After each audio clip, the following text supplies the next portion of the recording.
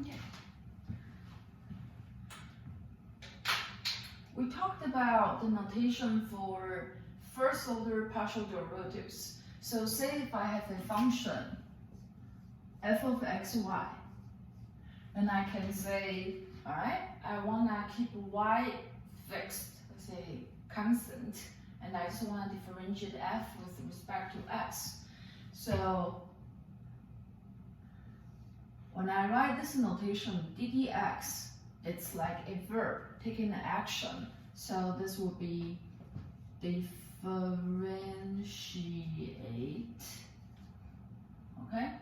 Then something, that something is f, okay? With respect to x, okay? That goes here. All right.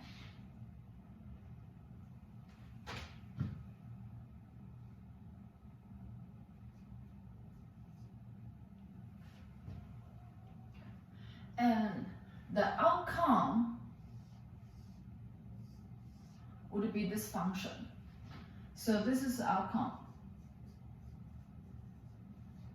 And it is another function, okay? It's just like, for example, if I have f of x equals x squared, I can say I want to differentiate this function with respect to x, okay? Then that is ddx of x squared. I simply copy x squared, put into the f, okay? So this is verb, differentiate this function. Then the output is this 2x. So this is still a function, and we denote this function by f prime of x, okay? So that's what I mean by outcome. It's like a noun, okay? You get another function. And we have another way to denote the outcome is writing f sub x, okay? So they're the same, So different ways of writing the partial derivative. So here it's the same. I differentiate this function with respect to y, okay? So I have a verb taking action onto x, and this part is outcome. I get another function, which is the partial derivative of f with respect to y, and this is also the outcome, okay? Different ways of denoting the outcome, all right? So that's what we have for first order partial derivatives, right? We talked about it. Then we come to higher order partial derivatives, meaning we're taking the second order derivatives or even higher, all right? So now I can say, okay, take a first derivative function, for example, this one. Differentiate this function again. So I here differentiate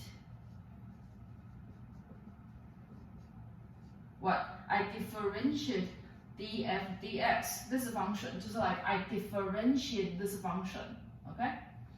Now with respect to, now I read this with respect to x, okay? So that's what this notation means. And if you like extend this division bar, it will have like two partial notation and 2x. So we have this notation, writing this all together, to say, okay, this denotes the outcome. Okay, so I should really like read this whole thing all together. So I cannot separate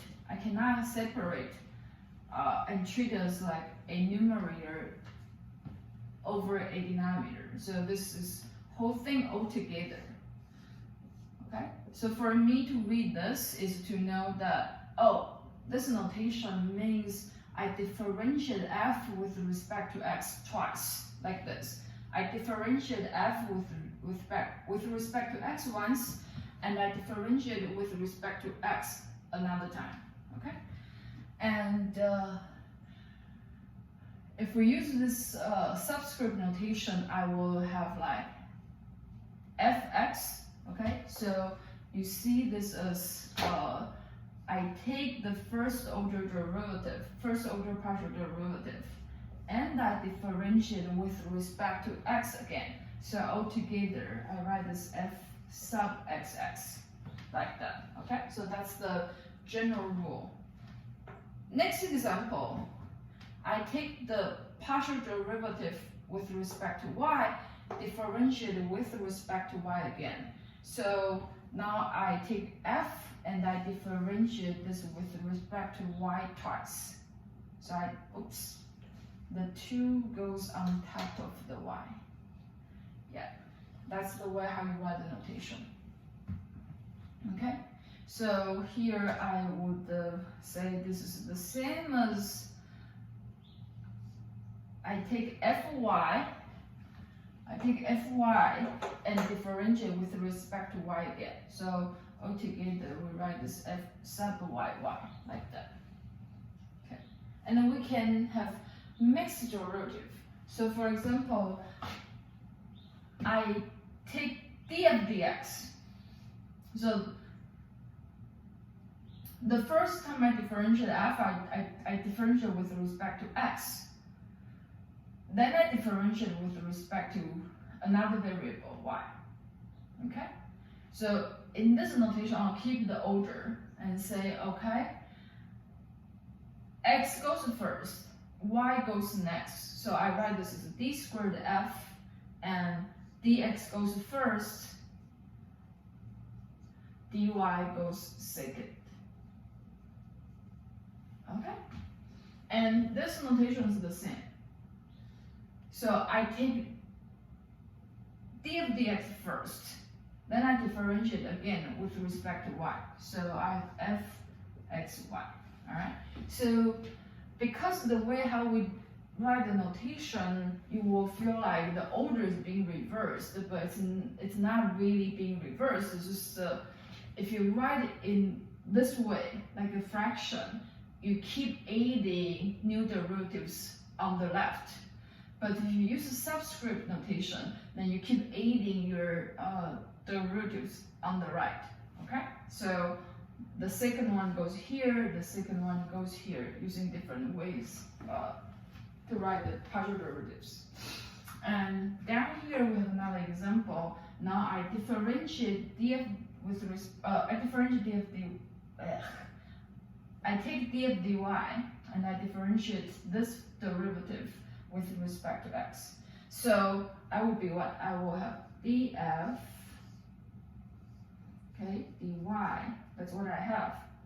This is what I would first do, and I have another dx, right? And I put this all together like that. So this is second order derivative. And similarly, if I use subscript notation, I first have df dy, then I take this derivative and differentiate it with respect to x. So altogether I write this as fyx, okay? So that's how you read the notation, all right? So in general,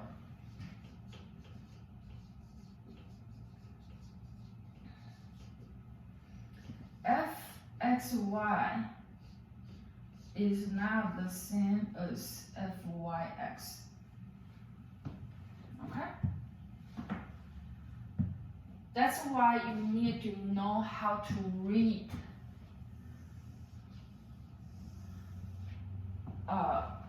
the higher order, the partial derivatives. You need to know which variable you use first, which variable you use next, and such and such. So in general, they are not the same. But in our class, we are going to see only nice looking functions, meaning in those special circumstances, you can exchange the order, like the order does not matter. But you should know that in general, you don't always have fxy equals fyx, okay?